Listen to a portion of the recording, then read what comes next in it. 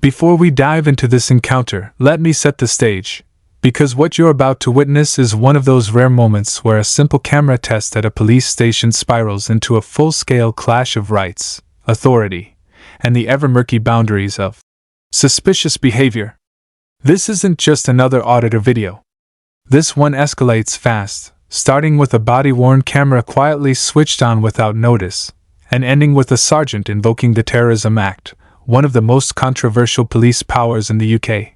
The moment the officer asks, "What's the reason for you being here today?" you can already sense he thinks something deeper is going on.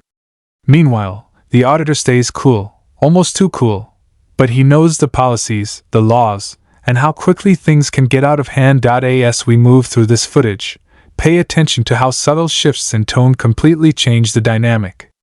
A casual conversation becomes probing, probing becomes suspicion, and suspicion becomes a legally significant moment where one officer says, "I am concerned your activity may be terrorist-related."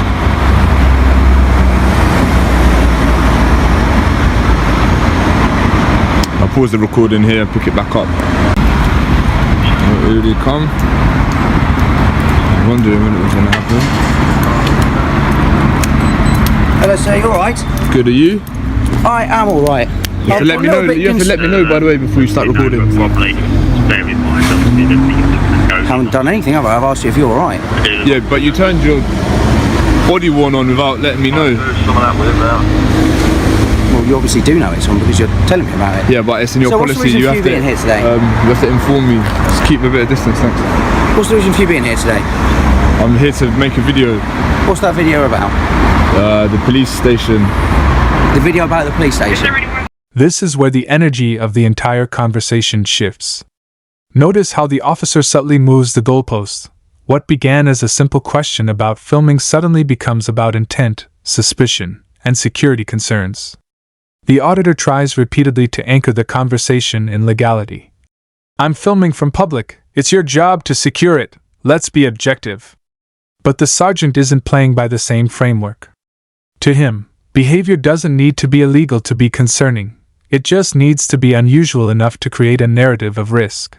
This is a classic policing dynamic. Instead of responding to what someone is doing, suspicion is built around what someone might do.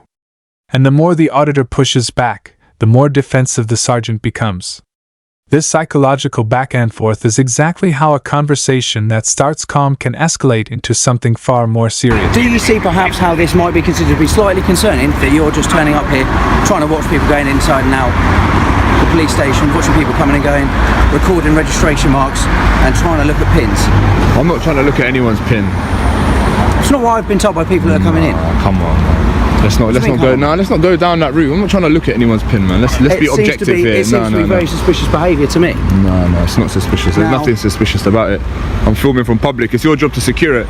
Let's hypothetically say I could see the pin. Yeah? Legally speaking, I could record it if I so wanted to, but believe me, I don't want to. And it's your job to secure it. Yeah, and do you not think that that would be cause for me to be concerned?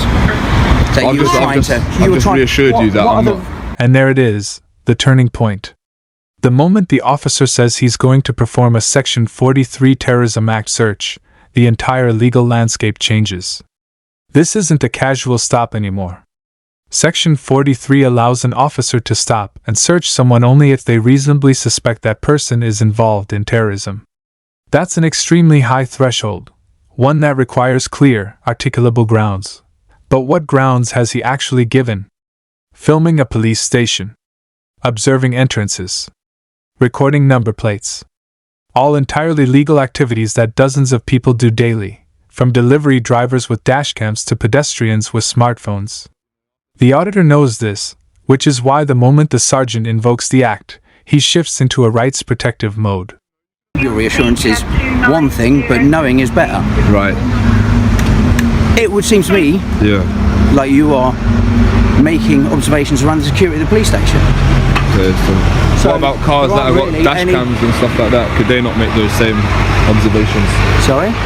Cars with dash cams fitted could hypothetically. Cars with dash cams fitted aren't going to sit there and watch officers coming in and out. It's going to be just an incidental thing, isn't it?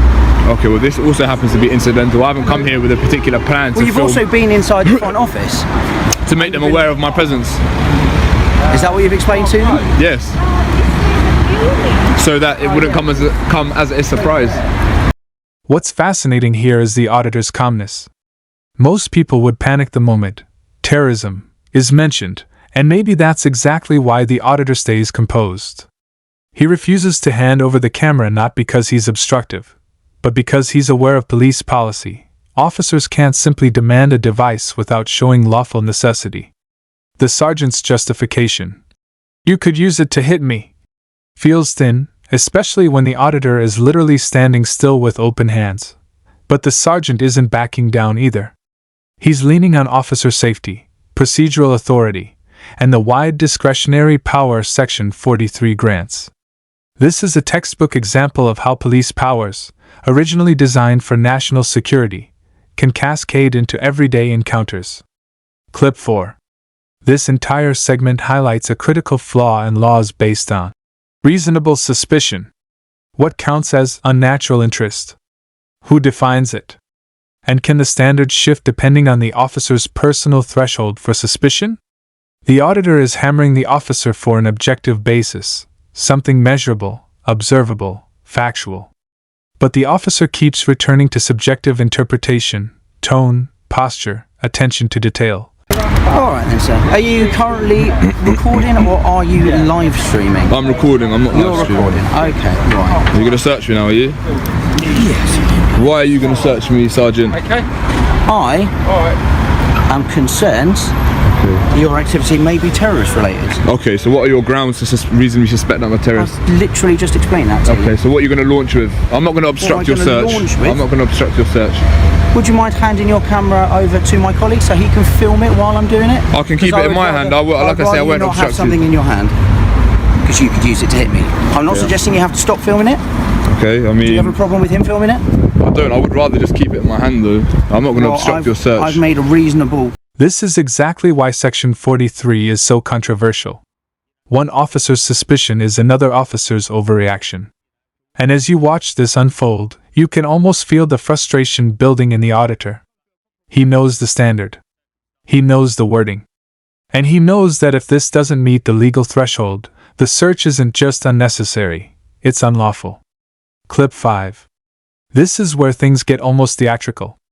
The officer expands the list of possible terrorist items to such a broad degree that half of them could be found in the trunk of any handyman's car.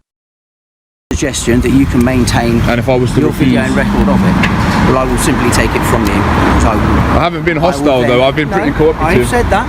I will then look to review the images that are on it. I'm not going to delete it or anything like that. Alright, so can I prop it? Is this Coley? Yeah, it is. Oh, what's going on, Brown? What's going on, Brown? Who remembers this geezer? Yeah, you do. From Bethnal Green. Yeah, no, it's just you do something. Gaffer tape? Maps? These are everyday objects, not exactly the hallmark of sophisticated terrorism plots. The auditor senses the exaggeration and pushes back with a simple, cutting question. Is there any data supporting that the station is a target? This is another policing tactic, assert certainty without offering specifics. It creates authority without accountability. And the auditor's instinctive. Don't touch me, man. S. No, tell him, man. No, you ain't got no grounds. You ain't got no grounds. No, tell him, alright, Brown, that's not good, you know. You sure you still want to do this, yeah? Do you want to give Chris your phone so he can film it on your behalf? Chris, if you'd like to maintain it so that he can do it. No worries, Sarge. Yeah, no, do it landscape. After this, as part of the search, what are your grounds? Come a little bit closer so the camera can pick up the audio. After this, we are allowed to go through the images that are on